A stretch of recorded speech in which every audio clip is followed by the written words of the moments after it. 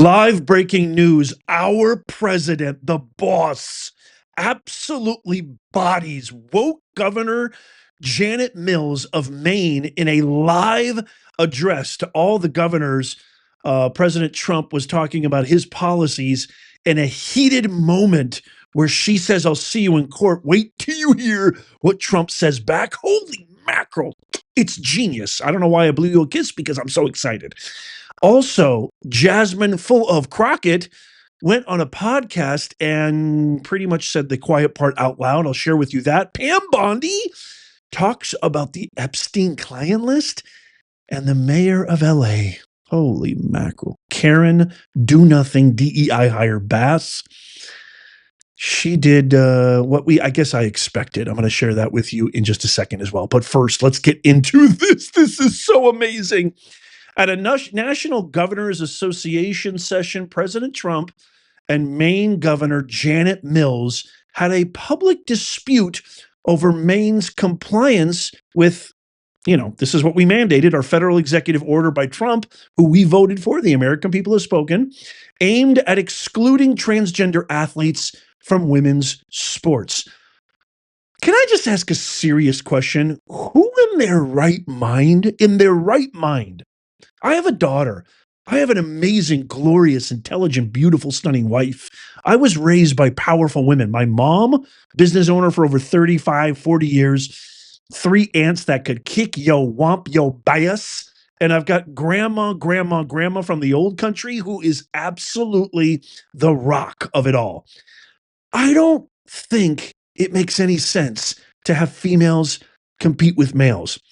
And this is how it all kind of started. President Trump threatened to cut off federal funding if it does not adhere to his order. And this is how Governor Mills responded. This was all caught on camera. And then wait till you see how Trump destroys her in response. Watch this. Just a left jab. She got hit so hard, she said, "I can't do it." They forced her to go out. "No, go out again. You'll do it."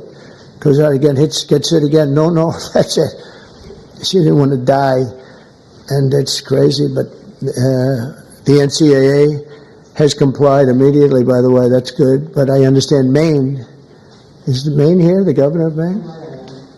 Not here. Are you not going to comply with it? I'm complying with state and federal laws. We are the federal law. Well, you better do it. You better do it because you're not going to get any federal funding at all if you don't. And by the way, your population, even though it's somewhat liberal, although I did very well there, your population doesn't want men playing in women's sports. So you better comply because otherwise you're not getting any federal funding. See you in court. Every state, good. I'll see you in court. I look forward to that. That should be a real easy one. And enjoy your life after governor because I don't think you'll be in elected politics. Every state has a responsibility. Oh my God, I love him. I absolutely love him. I just absolutely love him. The boss is back.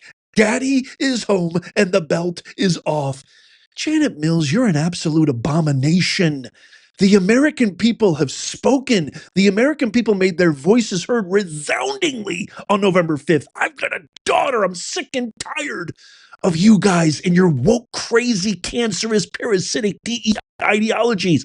It's over. Comply or you're out. Oh, I love our president. It's so nice to have balls back in the White House. The same balls that built this illustrious, amazing, powerful constitutional republic is back in office. Let me know if you agree with me. I can't wait to read your comments on about that clip. Holy mackerel, I can't wait. Let me know down below. Okay, our next story, representative, which I kind of put in air quotes because I just can't believe this. Jasmine Crockett, during an interview on The Breakfast Club, expressed that she was rooting for Canada and Mexico, even saying at one point that it was really wild. Watch this clip. Really been the one to call it out. The fact that I'm rooting for Canada and I'm rooting for Mexico a lot is really wild, but they are really the ones that are speaking truth to power right now. They can see what it is, and they were like, we are not messing with this crazy regime from Mar-a-Lago, and basically calling them thugs. That's what it is. But I'm like, y'all knew who he was when y'all elected him. So don't act surprised. My fellow Americans, my fellow global citizens, Nez Nation, this is the leader. Supposedly, this is the one who is leading the Democratic Party right now.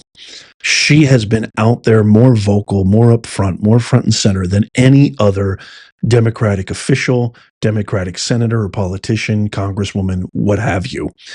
This is who a lot of pundits, a lot of propagandist media networks, et cetera, are slating as being, this is the voice of the Democratic Party right now. You're not hearing a lot from AOC, are you? You're not hearing a lot from Ilhan Omar, are you? Or Senator Jayapal, or whoever these anti-American Marxist-Leninist representatives are.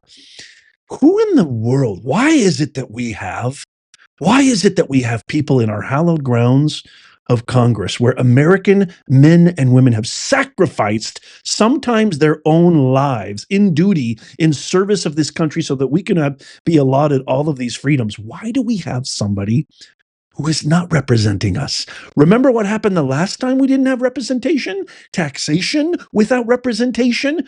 Crockett, you're so full of crock. You gots to go. It's all over. You got the goose egg. Keep rooting for Canada and Mexico. Keep rooting for everybody but the nation you're supposed to represent. We know what to do with you. You know what to do with Jasmine Crockett. Let me know what you think in the comments down below. What I want to say finally about this, you gots to go. See ya. Wouldn't want to be. Okay. The next thing I want to share with you guys is something that has me salivating. Attorney General Pam Bondi went on to Fox News earlier today and was asked this about the Epstein client list, and this was her response. Check this out. The DOJ may be releasing the list of Jeffrey Epstein's clients. Will that really happen? It's sitting on my desk right now to review. That's been a directive by President Trump. I'm reviewing that. I'm reviewing JFK files, MLK files. That's all in the process of being reviewed because that was done at the directive of the president from all of these agencies. So have you seen anything that you said, oh my gosh? Not yet. Okay. Well, we'll check back with you. Okay, this should be like front page news everywhere. This should be talked about on and on and on everywhere and anywhere. She just said the Epstein client list is on her desk, as well as the JFK, MLK. Now, a lot of people are I've been seeing some comments from here and there, people saying, well, she said that nothing's really shocked her. She's an attorney. She's a person of the law. And lawyers, attorneys, et cetera, attorneys, especially attorney generals in a position of that elevated status and security clearance is more apt to say a lot less than more. But holy macadamia nut, release this already. Am I nuts? Should this be way bigger than it is? And when do you think? Kash Patel was just confirmed in the Senate vote yesterday. I don't believe he's been sworn in yet, but it was Blaze's Glenn Beck who said as soon as Kash Patel gets sworn in that very day, he's going to release the Epstein client list. Ooh, oh, ah, ee, ooh, sha, wala bala ming mong. I'm just going nuts. It's crazy. I want to see that list. I think seeing Adam Schiff in handcuffs would be so healing for America. Don't you agree? Let me know in the comments down below. Okay, and finally, and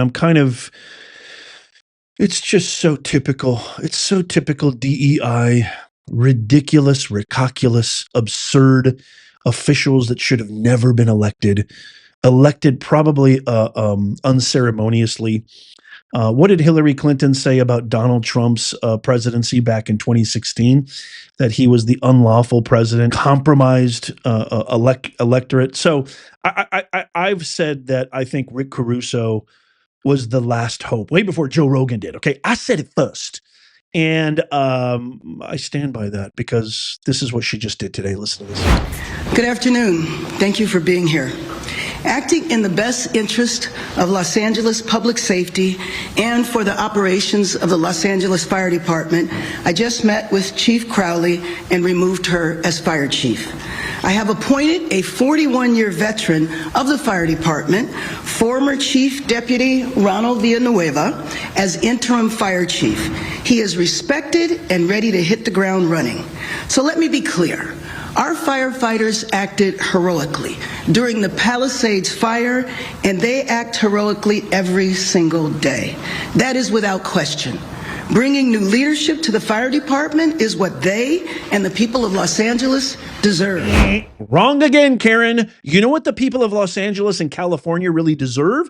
Is they deserve a mayor who's competent, who has the qualifications, the skills, and the requisite leadership capacities to take one of the most largest metropolitan areas in the United States to the level of quality, to the level of acumen that it deserves. That person is not you. Mayor Karen Bass was warned countless times about this fire and this hazard. She's blaming.